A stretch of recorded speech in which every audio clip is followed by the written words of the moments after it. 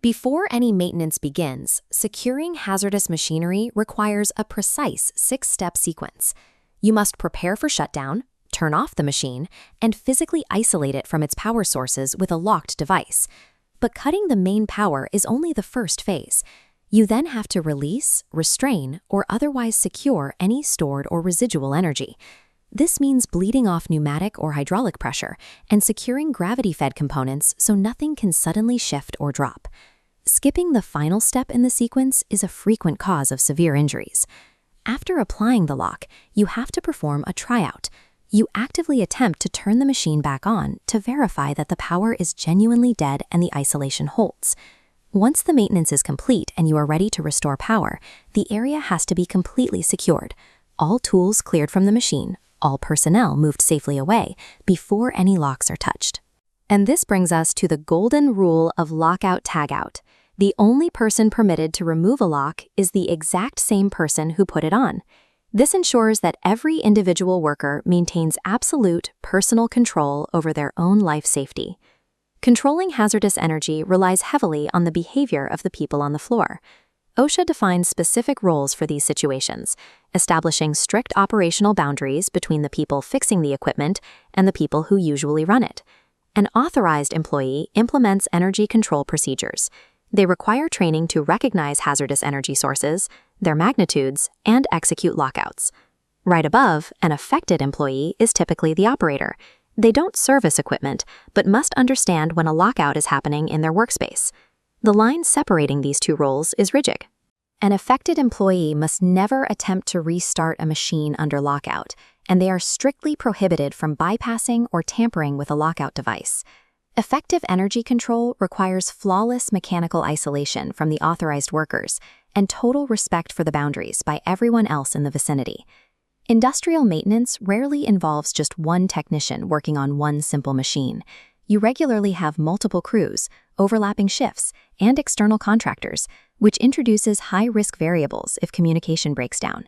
When a group services a piece of equipment together, the protocol must provide every single team member with a level of protection equal to a personal lockout. No one can rely on a supervisor's lock to keep them safe. Crews use a group lockbox. A master lock secures the energy source, and its key goes inside. Then, each worker attaches their personal lock to the outside. The master key cannot be retrieved until every single worker finishes and removes their individual lock. Another critical variable is the shift change. A machine might take 24 hours to repair, meaning the lockout protection must be seamlessly maintained as the outgoing crew leaves and the incoming crew arrives. According to OSHA's guidelines on shift changes, there has to be an orderly transfer of these devices. Even if locks remain on the energy isolation points from the previous shift, the incoming technicians must physically verify for themselves that the machinery is still safely de-energized. Facility managers must account for outside contractors performing specialized maintenance. This section outlines handling that overlap.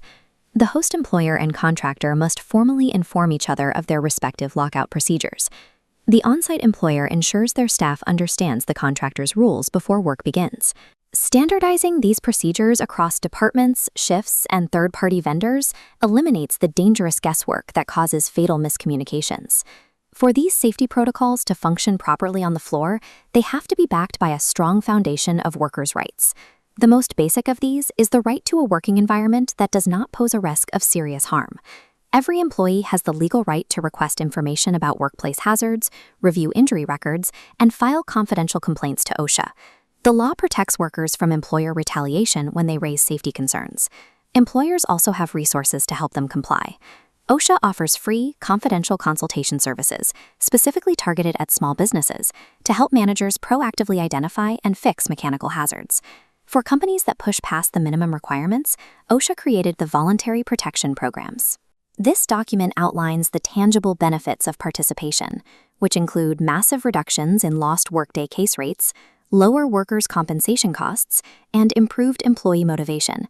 As the text below confirms, sites that achieve VPP status are removed from OSHA's regular programmed inspection schedules.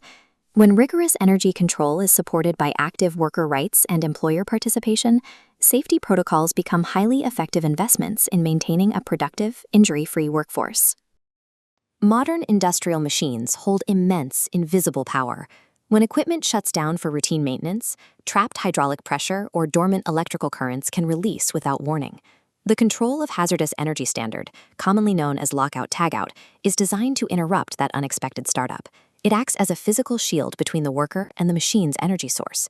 The necessity of this protocol is reflected in the data. When properly implemented, these procedures prevent an estimated 120 worker fatalities annually. On top of that, it stops over 50,000 severe injuries every single year. In industrial environments where equipment is designed to crush rock and mold metal, the Loto protocol is the primary defense against the scale of danger we just saw. The standard applies during any service or maintenance activity where an unexpected release of stored energy could cause injury. However, there is a specific regulatory exception built around the concept of exclusive control. If a machine draws power from a single electrical cord, applying a physical lock isn't required. But to qualify, the worker must unplug the machine and keep that plug in their physical possession the entire time they are working. The logic here is based on spatial control. Direct physical proximity and constant line of sight to the plug replace the need for an external locking mechanism. If the worker cannot physically hold that sole power source, the exception ends. From that point on, documented mechanical control is legally required. Governing this protocol across an entire facility requires more than just individual awareness. It requires systemic oversight. Facility management bears the legal burden of developing and enforcing a written, comprehensive energy control program. This program must map out every specific practice necessary to disable and isolate machinery across the entire worksite, accounting for everything from electrical to pneumatic systems. Safety cannot rely on a worker's intuition. Management must outline the specific steps to verify that hazardous energy has been effectively isolated and bled from the system before anyone begins work. A failure in the employer's procedural design translates directly to a compromised physical safety net on the factory floor. Looking at this industrial panel, you can see how the hardware itself is strictly regulated. Workers cannot bring random padlocks from home. Every device must be standardized by color, shape, or size, and built heavy-duty enough to withstand harsh environmental conditions without deteriorating. To ensure these tools are used correctly, management must conduct a formal, documented inspection of the entire procedural framework every single year. The goal of this audit is to catch human error and correct procedural drift before a mistake results in a casualty. Standardized tools and rigorous annual audits are what keep the system functional. Without them, the framework of safety collapses into a series of dangerous assumptions. At the most granular level, there is a fundamental mechanical difference between a lockout and a tagout. As shown here with the worker threading the lock, a lockout device acts as a definitive physical barrier that secures the isolation of hazardous energy. This security is based on finality. The lock can only be removed by the authorized individual who placed it, or by using extreme force with special tools, like bolt cutters. Lockout establishes a direct mechanical barrier, removing the variable of human error from the machine's activation sequence. A tagout device operates on a different principle. It is merely a vulnerable informational warning. A printed tag offers zero physical restraint. If another employee ignores the warning and flips the switch, the machine can still be energized. Because of this vulnerability, the threshold for using tags alone is incredibly high. Their attachment mechanism must be self-locking, non-reusable, and provide security equivalent to a physical lock. To meet that standard, the tag's attachment point must be able to withstand a minimum unlocking strength of exactly 50 pounds. Welcome to the site. We're excited about the progress. Don't forget to like this video and click that subscribe button to follow our journey.